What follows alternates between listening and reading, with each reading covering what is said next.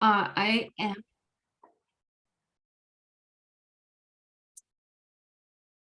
Sorry, I lost you all there for a second. Hello, everybody. I'm Jessica Roloff, and I am new to the LWVUS staff. I'm working in the organizing department. Particularly, I'm a regional organizer in the Midwest. And I would just want to thank everybody for taking time to be with us tonight. Some of you might know me already. I did serve on the national board for 3 terms, but really where I started with the League of Women Voters was in voter service. So that's near and dear to my heart as we're going into the midterm election. And I'm sure many people on this call can relate to that. And I'll turn it over for just a minute to my partner, Romel Sandino, to introduce himself. Thank you, Jessica. Good evening, everyone. My name is Romel Sandino. My pronouns are he, him, él. I'm the National Senior Organizing Manager here with LWVUS. And I'm based out of Maryland, but I'm excited to be joining you tonight to be able to co-facilitate this training with Jessica on active bystander and de-escalation. So I'll turn it back to you, Jessica. Thank you.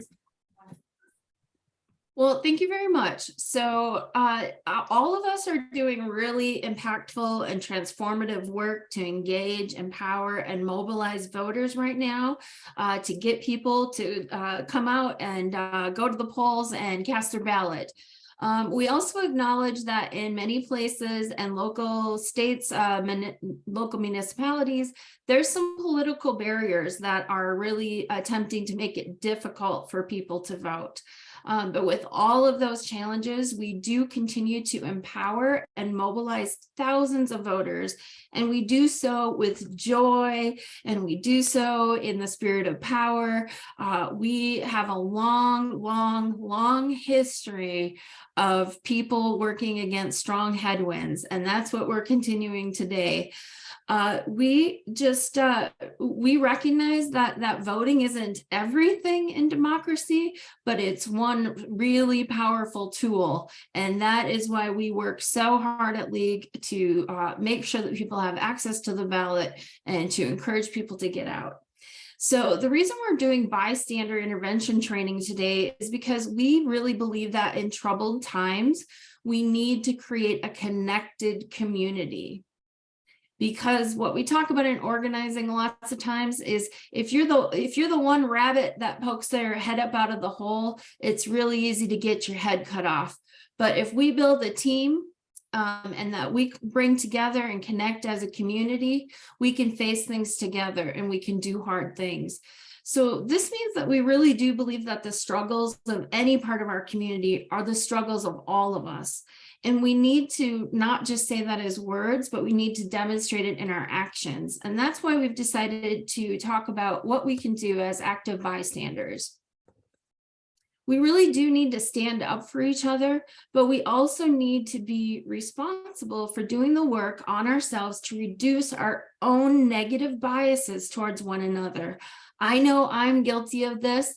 How many different ways as human beings do we other one another? So really, the best part about it is that we have the ability to come together in spaces like this, lean into it, and work through it together.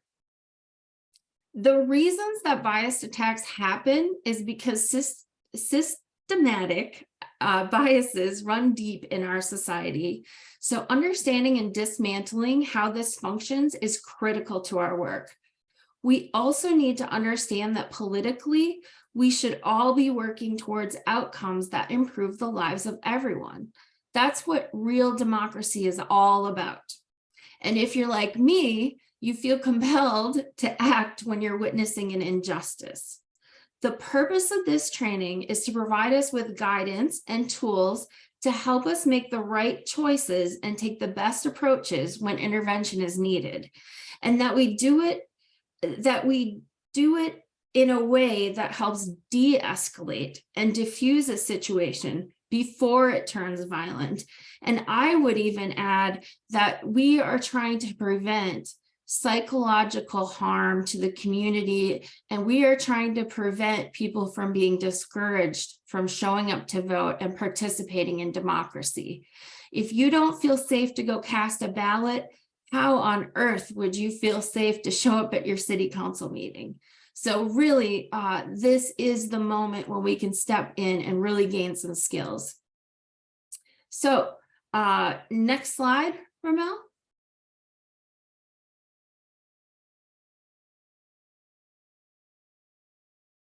So a few housekeeping items. As you probably received a message on your computer screen, this training is being recorded so that we can share it out with people who couldn't be here today. It would be really great if everybody could share who they are in the chat with one another. If you're not speaking, if you can mute yourself so that people can hear better, that's very appreciative. Use the chat box to share reactions throughout the training. Please try to be fully present to the greatest extent possible.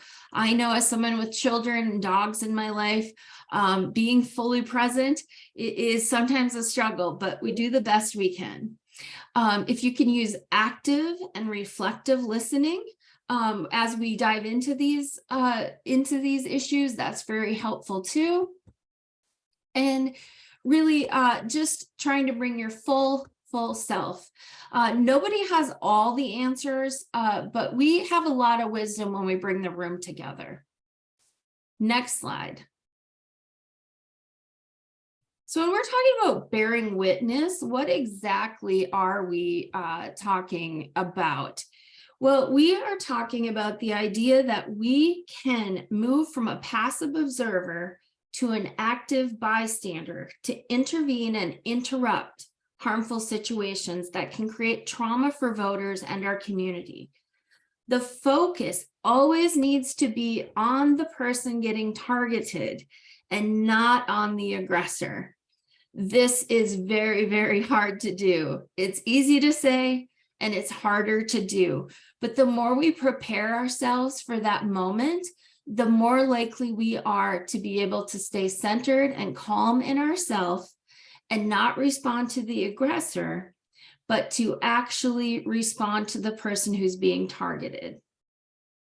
It's natural. It is natural to want to engage with the aggressor because all of our impulses inside of our body are telling us to respond and to make the bad thing stop. But really, what we have found to be most helpful and to de-escalate the situation is to focus on the person being targeted in these situations. There are trainings and there are times when we do engage with an aggressor, but those are deep organizing situations. I have worked in those situations and we literally spend months training ourselves and we show up in teams. That is a training for another day. That is not what we're talking about in this training. What we're talking about in this training is specifically, if you find yourself there in this moment when somebody's being targeted, what is the best way you can respond? So really, being a bystander who intervenes also means that you are weighing the risk of stepping up in a particular situation. We want you to have enough tools to be brave enough to stand up for your fellow community members, but we also don't want anybody to get hurt. And so everything about this training can be applied to when you encounter a harmful situation. But for this specific training, because of the season we're in and because of the organization we are, we're going to add an election lens to it. And this is why we're in this space with you. So I would ask Ramel to give us the next slide.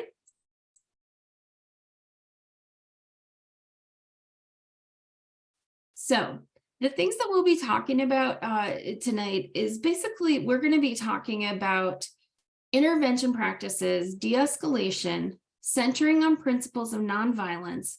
We're going to have a basic understanding of voting rights and the federal protections against voter intimidation to ensure that every vote counts. And we're going to try to give you the tools so that you can make it safe and comfortable for people to participate in this democracy. And we're going to hopefully go through a couple of scenarios, and we'll leave you some time for question and answers. Next slide.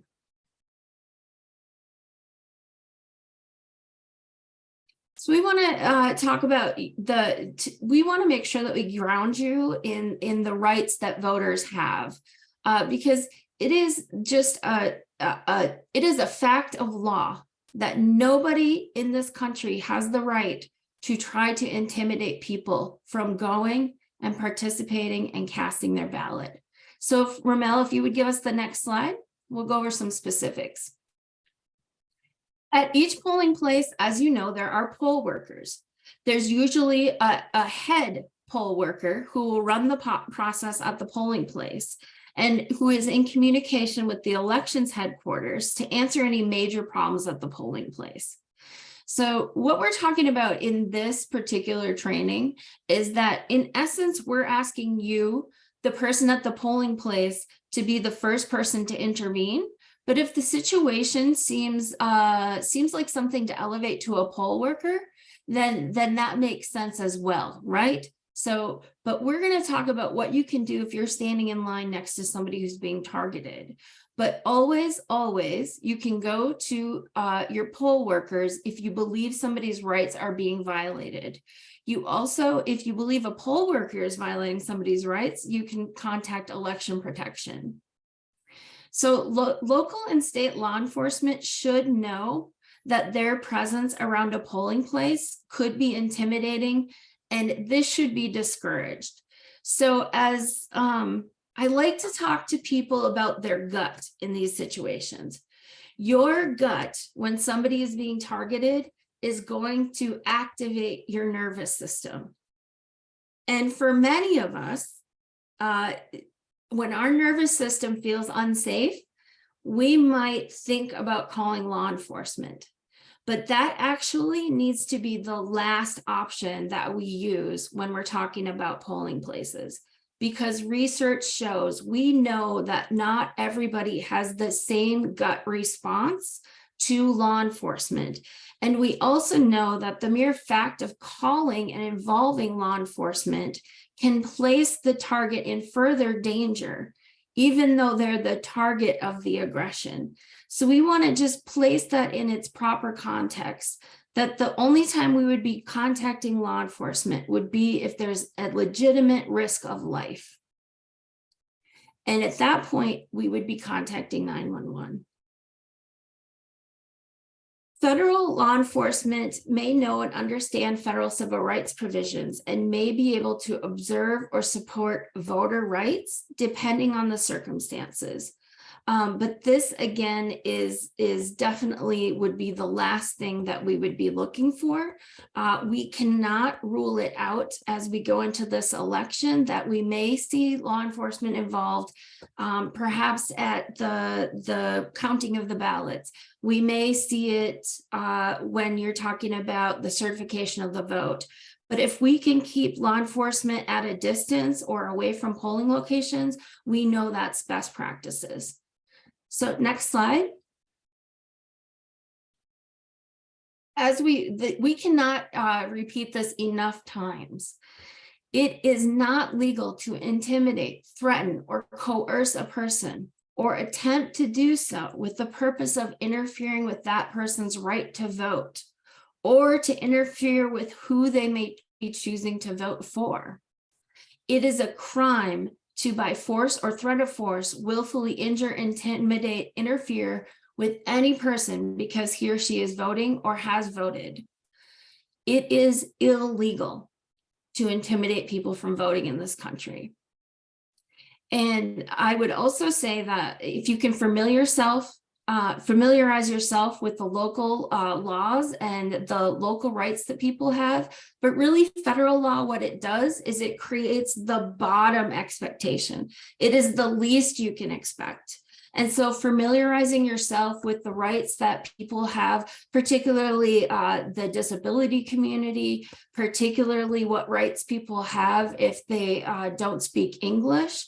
It is a common misconception that you must speak English or that you must be proficient in it to a certain level to be able to vote. And so we need to help dispel those myths when they come up and to familiarize ourselves with that. People with disabilities, for example, you have a right to cast your ballot independently. People who need assistance with the ballot have certain rights to be able to get assistance. And so if you can familiarize yourself before the day of election with those specific rules in your state, and as we said again, the federal law is the bottom level of protection. It's the least amount they have to do. So with that, we'll move on to the next slide.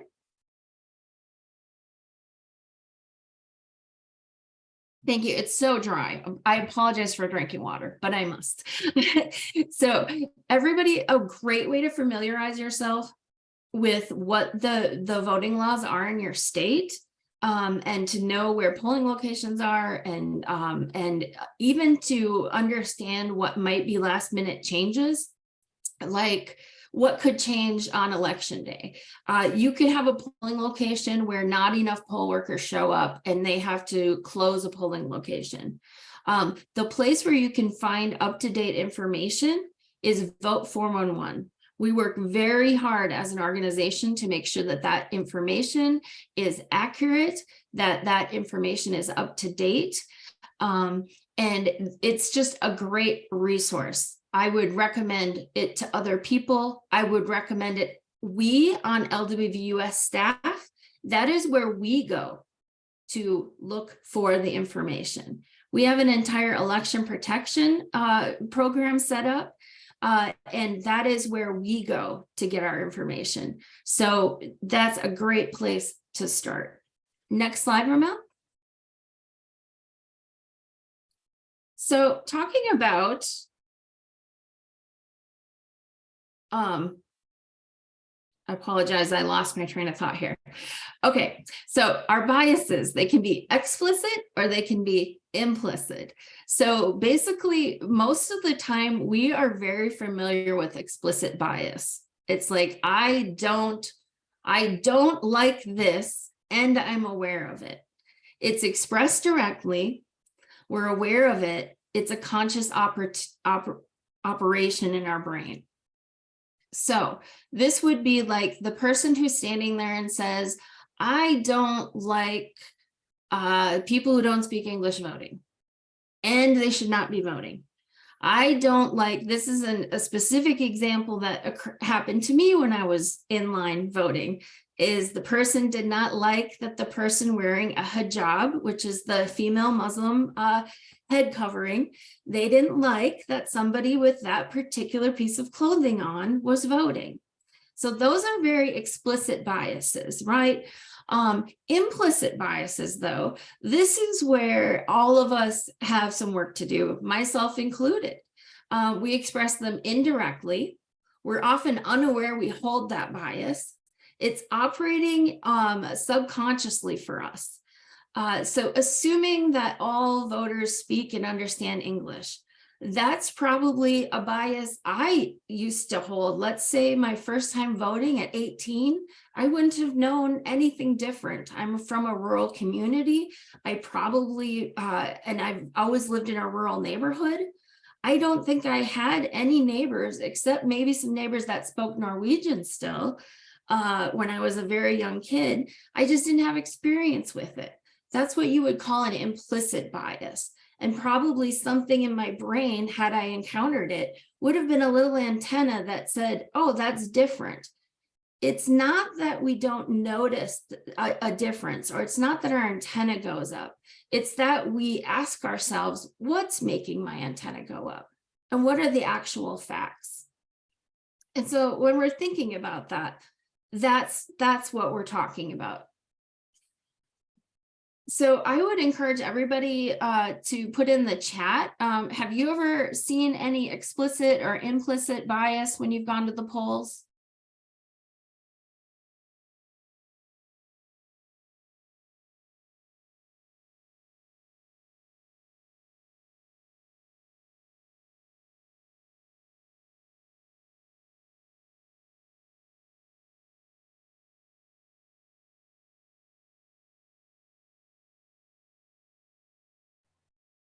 Well, I shared my example, and feel free to continue to drop. Here we go.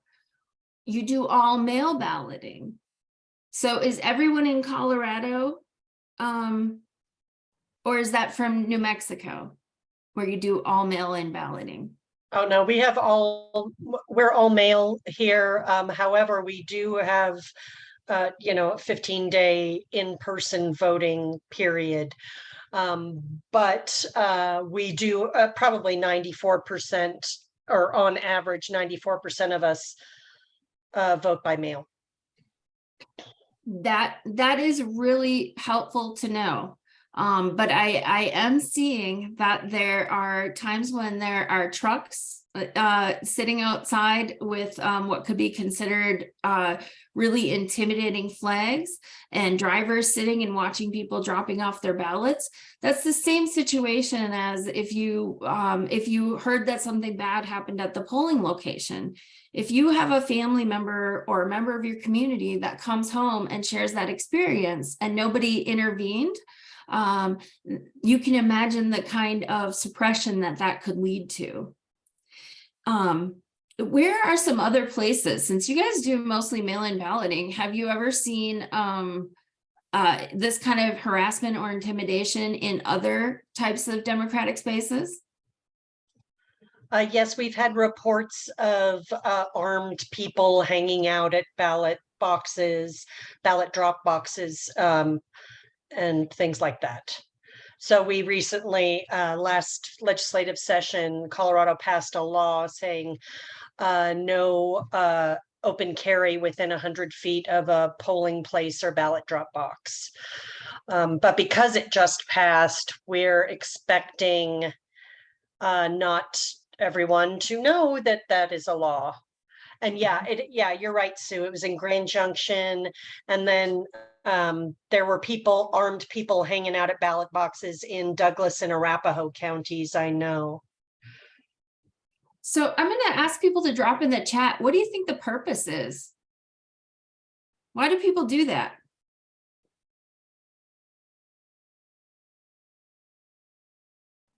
Yes, they're hoping to intimidate people.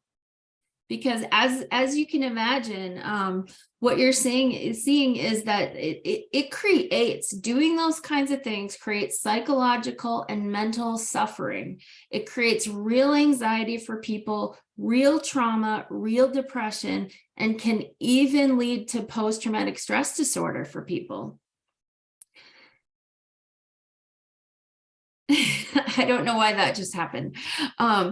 But anyway, as you can imagine, these kind of tactics, and we're even seeing these kind of tactics sort of, I would say it's not stopping our work in League, but it's coming up in a lot of these spaces where we are connecting with state and local leagues, where people are just feeling a little bit on edge.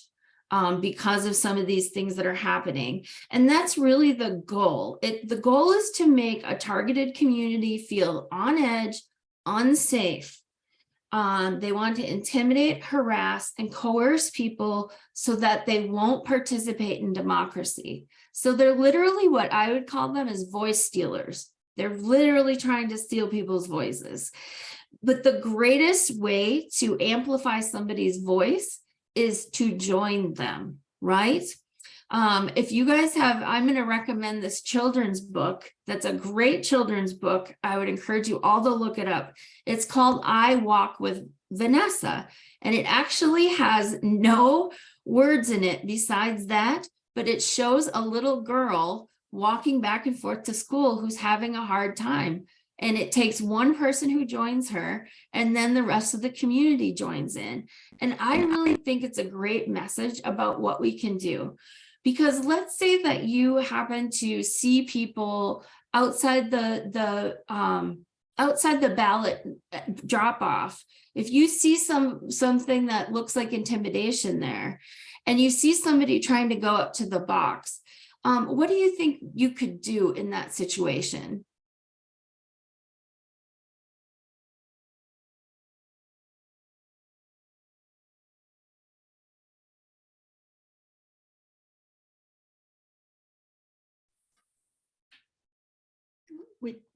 we're driving by, we could stop and walk them up to the ballot box. Yes, yes, that's the kind of things we're talking about. And that's the exact right compass we're talking about, Bonnie, because as a lot of us are thinking about, we are, some of us would be tempted to go up to the truck, right? But that could actually amplify the danger for everybody. We also don't want to show up.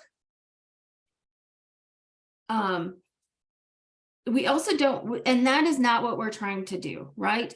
We're not trying to show up and make things worse. We're trying to show up and make things better for everybody.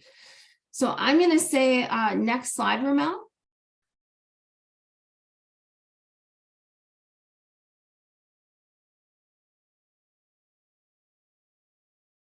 And so, and it's bigger than any one thing, right? And some of it gets easier. Like if you're standing next to somebody and you know they're being targeted for their language, sometimes we don't know why people are being targeted, but we can still feel it, right? And sometimes people are being targeted for things that aren't even true, right? Like many Sikhs get targeted as Muslims because they have a head covering. So it's not about the reality of the targeting, but most of the time our gut will tell us something's off. But you can be targeted for all kinds of reasons: your race, your class, your culture, your language, your religion, your occupation, immigration status, your how you appear in your gender, all kinds of reasons. It's not always important for us to understand why somebody's being targeted. It's most important that we listen to our gut when we believe people are being targeted. Or if people tell us they believe they're being targeted, we need to be hearing that also. So if we can have the next slide, Ramel. So I think that we sort of talked about a lot of these things. Obviously, targeting happens on a spectrum, from people getting a dirty look to the actual physical assault, right? And so keeping in mind that this shows up in many different ways. Next slide. I think I skipped ahead a lot, so we will skip to the next slide. Okay, so we are working, this de-escalation and intervention training is based upon the principles of nonviolence intervention. And so the principles of nonviolence intervention are really, they require discipline. They require us to stay centered in ourselves, and they require us to be calm. And so that's part of what we're talking about here tonight as well, that all of us have been in difficult circumstances that could have taken a very bad turn for the worse if it weren't for someone stepping in and de-escalating. When we apply the principles of nonviolence, when we take action to intervene, we do so because we are trying to have a good outcome for the person who is being targeted. We want to make sure that we are always centering the person that's being targeted. And therefore, we also want to be wary of showing up as though we are somehow superior or like we're there to save people.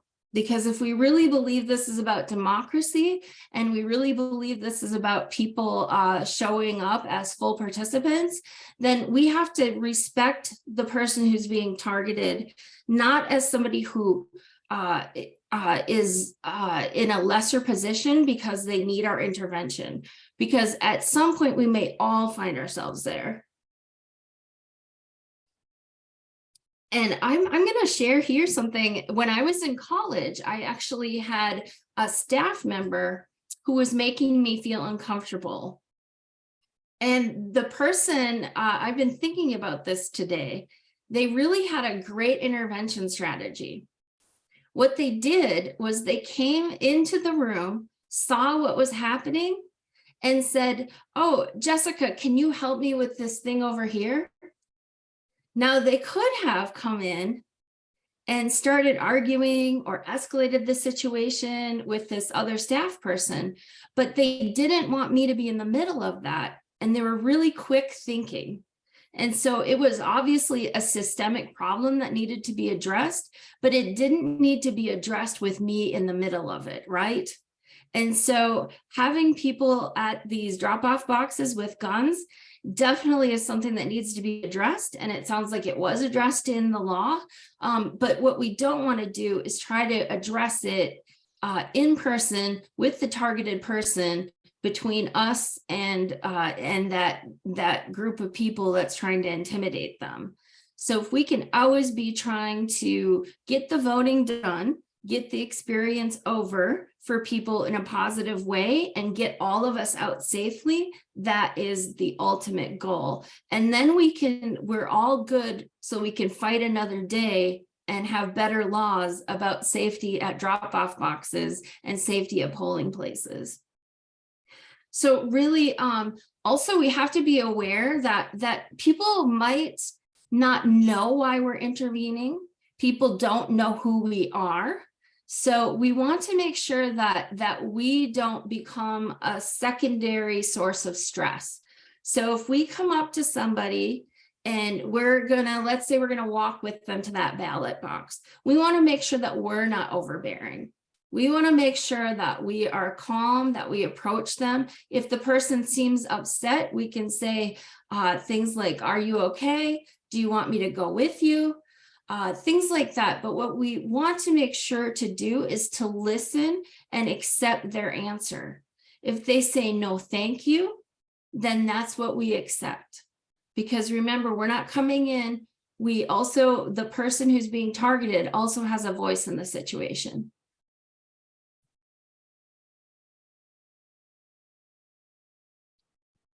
So really, nonviolence is a way of life for courageous people. It is something that takes a lot of practice. For me, when I'm in a stressful situation, and I learned this from a great lady in Minneapolis who does a lot of interventions in racially tense situations, I keep myself calm by placing a hand on my chest so I can feel myself breathe. I literally need to remind myself that I'm still breathing sometimes because it can be tense. Nonviolence really seeks to win through things like friendship and understanding. It holds the truth that suffering can educate and transform. It holds that we are going to choose love instead of hate. And it really holds that I apologize, my screen is, it holds us in a place for long-term change and victories. Because responding in kind, well, it may feel good for approximately 10 seconds, it's rarely impactful or effective. It's not going to get us where we are, and it makes us all less safe. So next slide, Ramel. So we're going to act sometimes despite being afraid.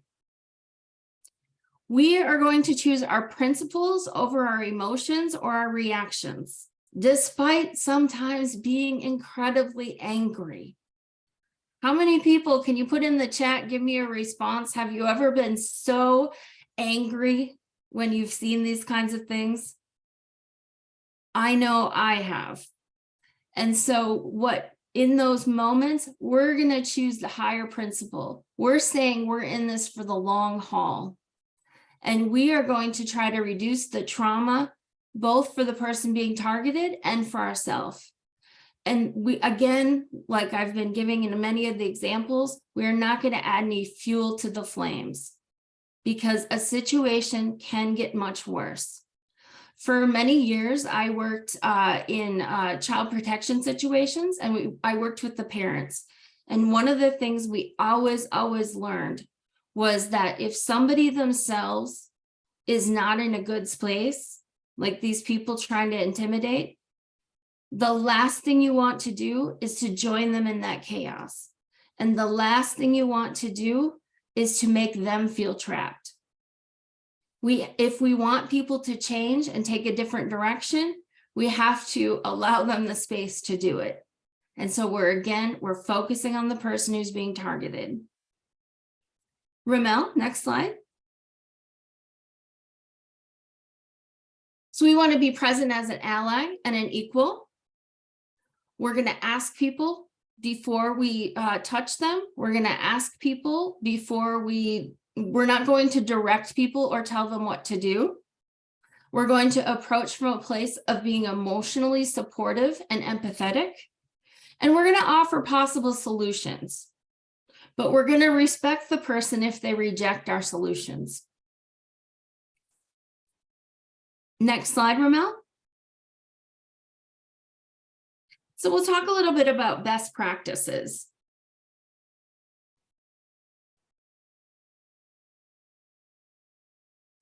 So when you're going to decide whether you're going to intervene and de-escalate, we want you to prioritize your own safety. It does not make sense if two people are hurt in a situation. If you don't feel comfortable safely stepping in, you really need to ask yourself if you're the best person to intervene or de-escalate, and see if you can get someone else to help. So good tactics for getting somebody else to help is making eye contact. Good tactics is, if you don't feel like you can handle the situation, talking to a poll worker. These are the kinds of evaluations that we each have to do. And so we can individually and collectively come together to keep each other safe. And so Ramel, I'm going to say next slide. So what we can't train you tonight about is what to do in an immediate life-threatening incident. What we can't train you about is to intervene in the emergency. We really want you to leave the situation if it becomes violent.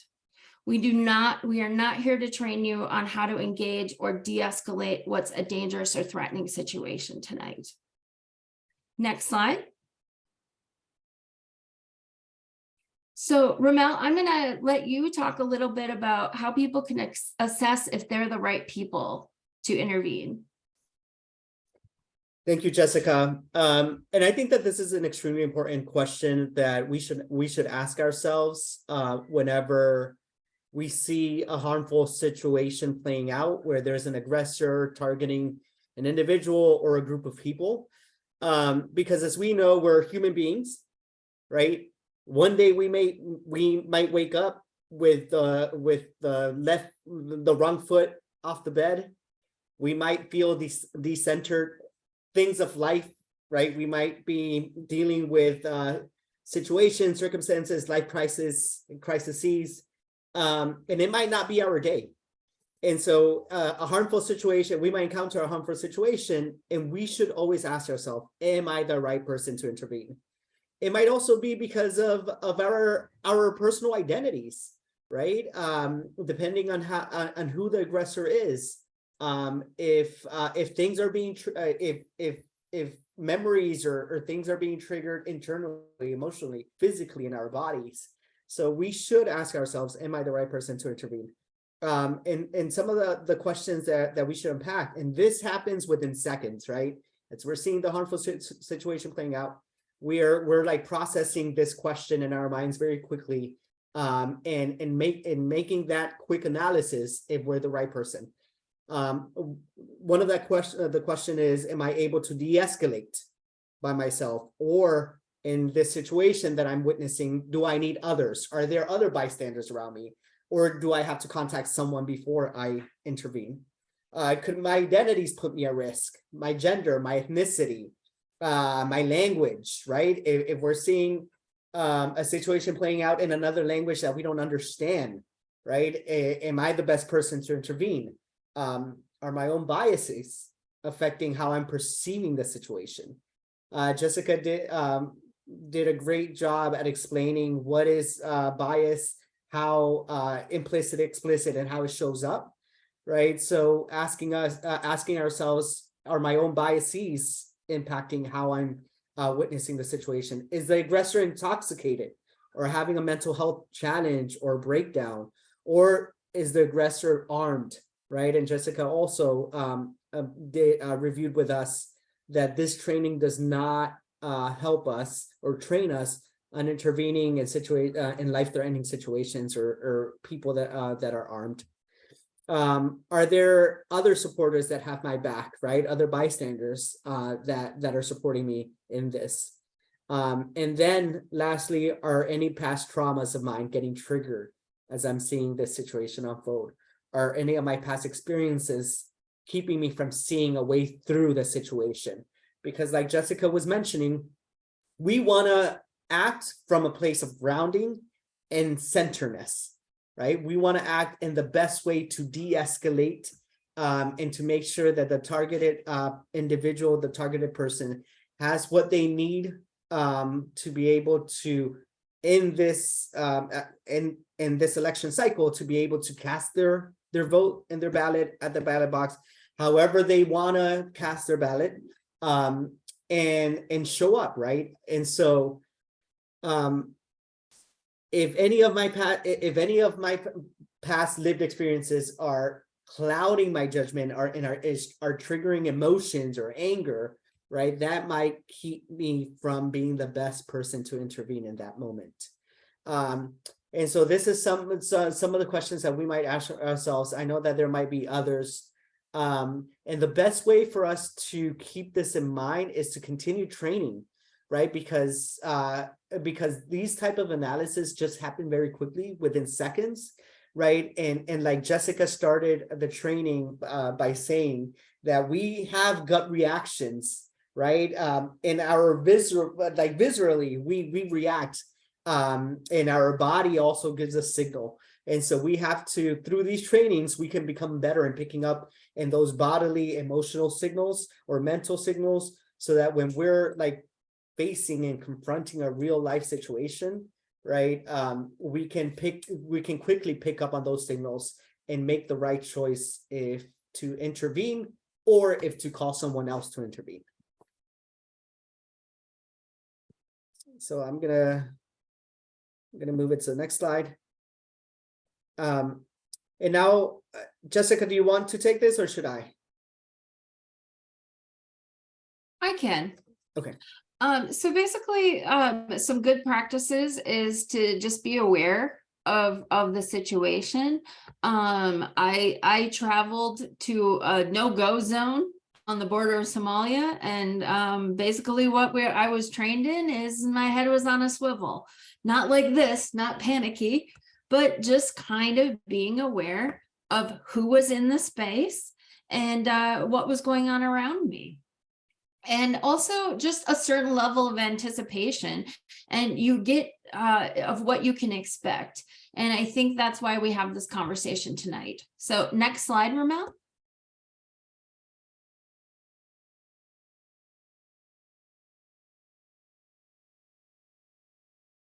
So the other thing is that you need to cut through the bystander effect. I don't know how many people here have had first aid training, but one of the first things they teach you is to you don't call out, someone call 911. You point at somebody, you say, you there, call 911. And the reason that you do that is because studies show, it's been observed many times, that if everyone's in charge, no one's in charge. And so just making sure that you're not waiting for somebody else to respond, that if you need somebody else to help you respond, that you're specifically and directly addressing them. Like, hey, can you come over and help me with this for a second? Or, engaging people, because people will look to other people to see who's going to act. And so we want to cut through that, because again, this is about rapid response. Next slide, Ramel.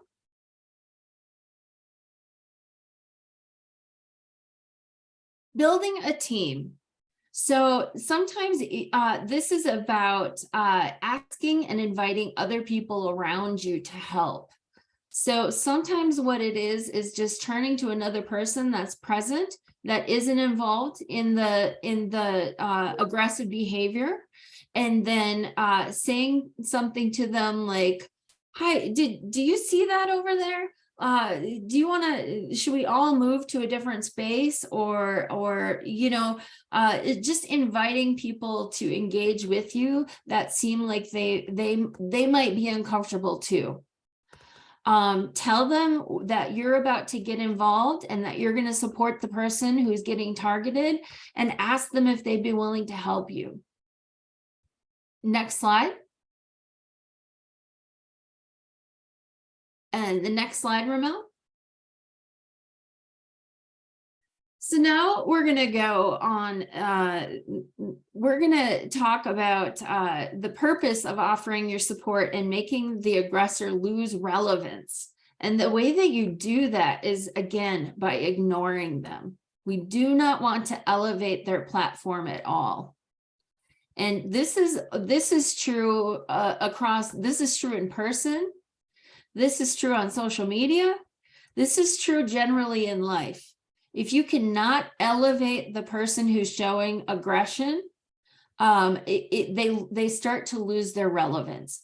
So it's not that we don't speak out or intervene, but we talk much more about what we do want to see, and we focus on making sure that the people who are being targeted have support. Because ultimately, again, our goal is so that we can ensure that people are able to exercise their right to vote. So the next slide, Ramel. Okay, so here we'll talk about some practical methods. You can approach the person who's getting targeted or the people, introduce yourself quietly, because I have seen people intervene, but even though they might not be looking at or directly addressing the aggressor, they're doing something so loudly, or in their comment to somebody else, they're doing something that acknowledges the aggressor loud. This is what we don't want to do. We want to try to talk about a random subject. I don't know what it's like in Colorado, but in Minnesota, the weather is always a random subject that everybody's willing to talk about. We might want to move to a safer place. If the person that we're intervening, if the person who's being targeted wants to move to another place. But again, keeping in mind, this person doesn't know you either. You seem like a friendly person, but they don't know you either. And so just making sure that they have enough space from you, making sure that you're allowing them to direct what happens. You can create a distraction. Accidentally drop something. Are you carrying coffee? Drop it. Spill your bag. These are all distractions that can really break up what's happening. The third method, pretend you're lost, or pretend you need other people to help you with something. Like, gosh, is this where I'm supposed to be to drop my ballot off? It's a safe way. You might know perfectly well that you're in the right spot. But it's a way of creating a conversation that doesn't have anything to do with the person who's being aggressive. Next slide.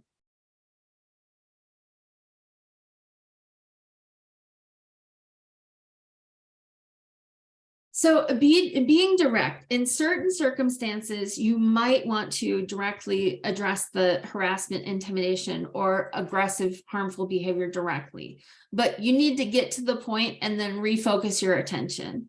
So some things to consider. So you might, I've been in situations where I have said, this is not appropriate. You need to take a step back. But then my attention immediately goes to the person being targeted. You have to understand, though, that if you choose even to engage that aggressor with 3 words, that they may turn their aggression to you. You need to be fully aware that it is probably going to be emotionally upsetting, and prepare yourself that it's going to be really tempting, especially if the aggressor then starts targeting you with their insults. It's gonna they're upping the ante, and they're trying to get you to engage. So prepare yourself that might happen. It's always helpful to build the group. And then just the other thing you can say to somebody that's really, really quick is leave them alone. That's a really quick response, but then always turning your attention away from them. And again, we're not talking about not being aware of what the aggressor is doing. We're just talking about not fueling their aggression. So you're still going to know out of the corner of your eye what the physical position is of that aggressor. You're not going to lose your awareness of your surroundings. Next slide, Ramel. Again, delegating, like I said, turning to somebody and saying, hey, this person is being verbally attacked. Can you please go get a poll worker? If you're outside like a county building, some of our ballot box drops are outside of a county building. You could point to somebody and say, this person's being harassed while they're trying to drop off their ballot. Can you go get somebody from inside? It's as simple as that. Next slide, Ramel. Documenting is really important. And it can be either taking notes or recording, but you're always going to ask the targeted person what they want you to do with that recording. And we are never posting it online. We are never recording in a polling place. We're going to keep a safe distance. You can put your phone in do not disturb. Also, I've seen a lot of people take their phone and turn it horizontally so that maybe somebody doesn't know that it's recording. You don't have to hold it up in the aggressor's face. Do it discreetly. Make sure that at some point in your documentation that you have a date and time. And never record inside of a polling location. And if you can, I always, you're always going to want to check, because this person who's being targeted, there may be perfectly good reasons why they don't want you to share that video. It could be somebody who is the victim of stalking. You don't know. And so it's very important not to be broadcasting videos of people. And especially, I can't say this enough about social media. If you post one thing on social media about a negative thing happening at a polling place or at a drop box, it is happening at one place, but you could discourage people literally across the country from going to exercise their vote. So as tempting as it is, do not put these things on social media. What you can do is make sure you share correct voter information on social media from trusted sources like Vote 411. Do motivate and empower voters to cast their ballot. So really what we want to do is to continue to uplift the message that your vote counts. Here's how you can vote. Here's where you can vote. The election is secure.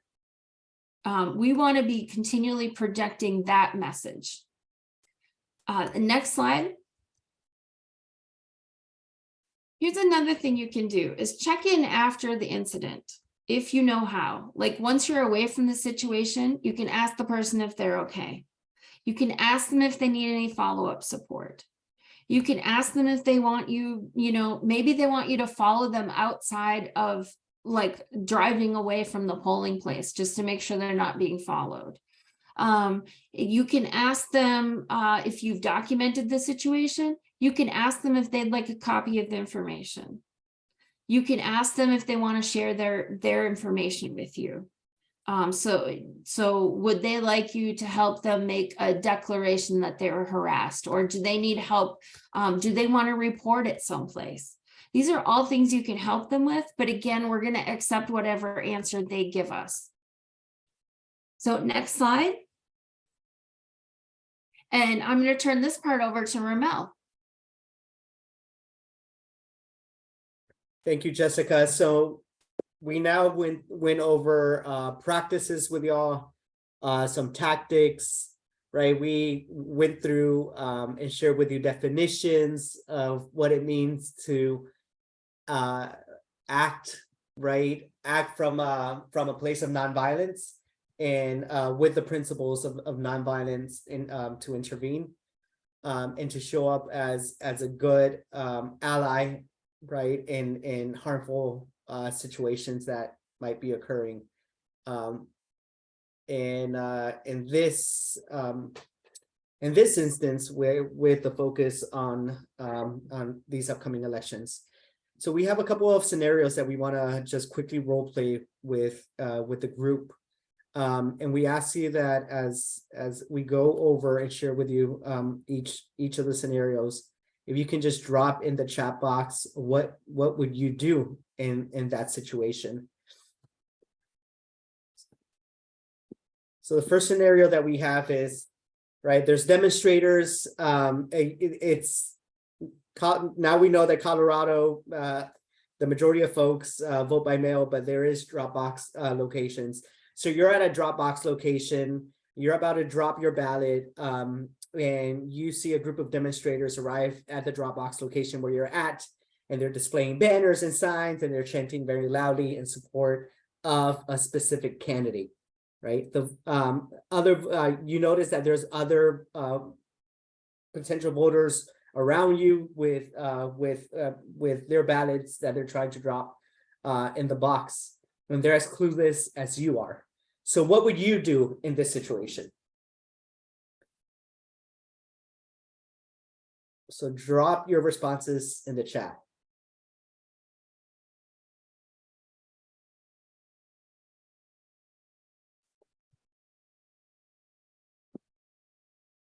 You would ignore them. Good, Hannah.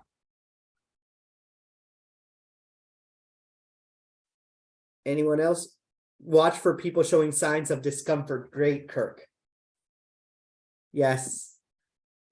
Those are very good responses. So it definitely may be awkward for people at the Dropbox locations, right? But this is an example of what might be protected activity under the First Amendment, and it might not be considered voter intimidation.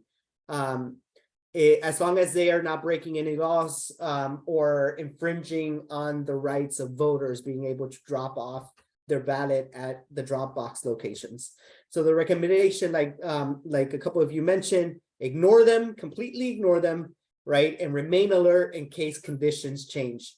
Like if there's any laws that are being broken, right? You can grab your phone and call the election protection hotline or call your local election officials. But as long as they're not breaking any laws, just ignore them and remain alert. Second scenario. So you're making the line again, right? You're about to drop your ballot in the box. And you see a man begin verbally harassing a woman wearing a hijab who's a couple of feet ahead of you, waiting her turn to drop her ballot. What would you do in this situation? Drop it in the chat.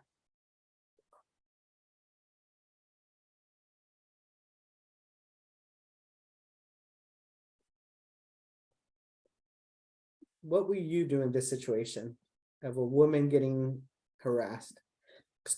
Very good, Nancy. Start a conversation with her about something, right? And slowly walk up to the Dropbox.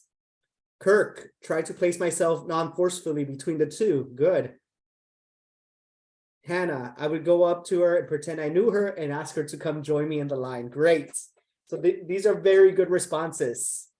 That's exactly what we would have, what we would do in this situation, acting from a place of nonviolent intervention, right? You can decide to intervene by approaching the woman, asking them if you could join her, ignoring the aggressor completely, right? We would just freeze out the aggressor completely. You can recruit other bystanders to join you and delegate specific tasks if needed. Lastly, make sure that she accomplishes her goal, the goal of why she's there, and it's to vote or to drop off her ballot. Afterwards, ask her if she would like to move somewhere else, right, if needed. And so we're almost coming to an end. The last scenario. There's a man speaking Spanish or an individual speaking another language that's not English, right? A person starts harassing a man that's speaking another language while waiting in line to be able to drop off their ballot or vote in person. So we see this guy, right, saying English is needed here, buddy. And then the Latino man in this case, he's responding in Spanish saying, I don't know why this guy is screaming. I just want to vote, and it's my right to be able to do so. So what would you do in this situation? Drop it in the chat.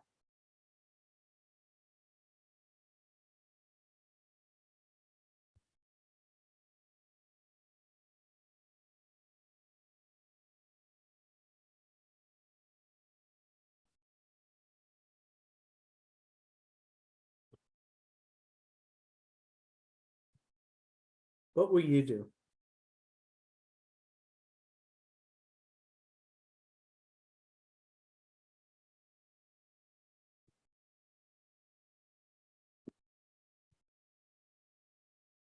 There must be someone. What will you do in this situation?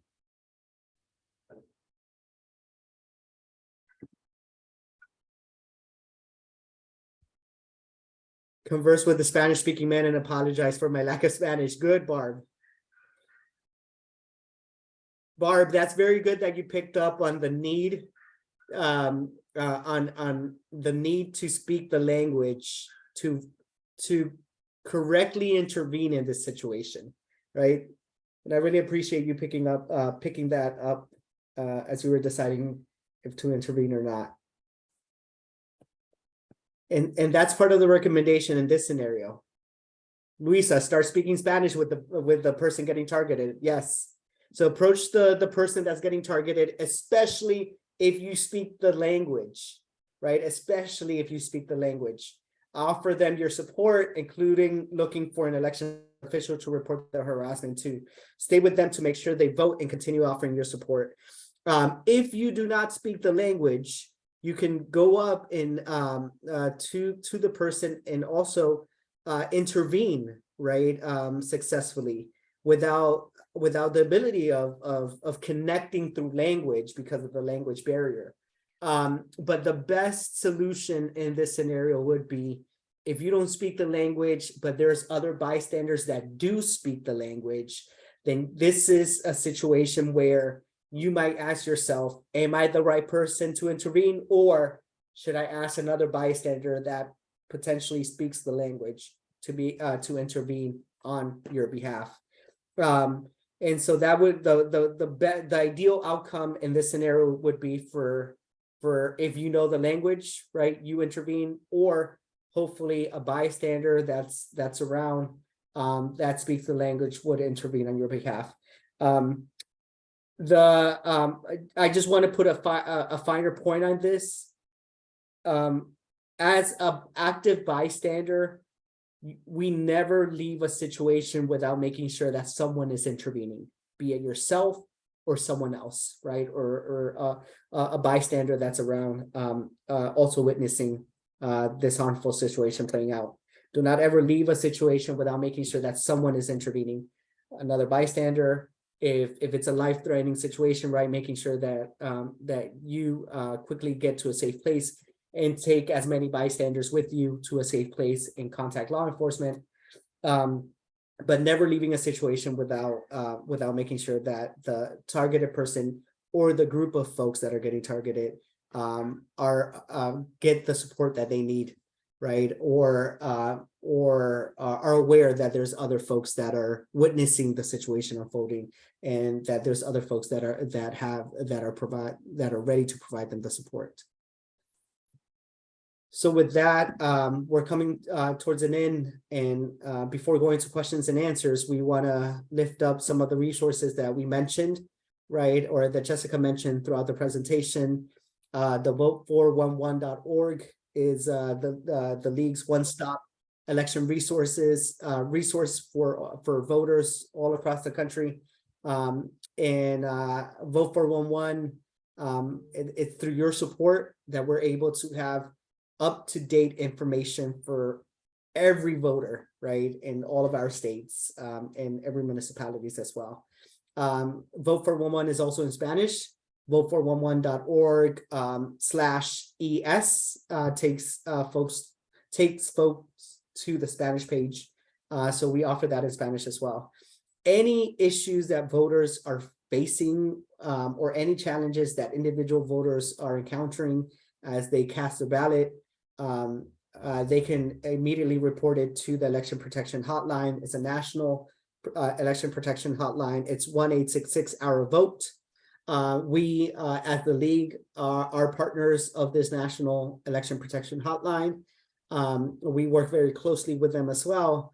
They share with us the analysis of trends and issues that are popping up, right, that equip us with the latest information of how best to respond to any challenges or issues that voters are facing in our states.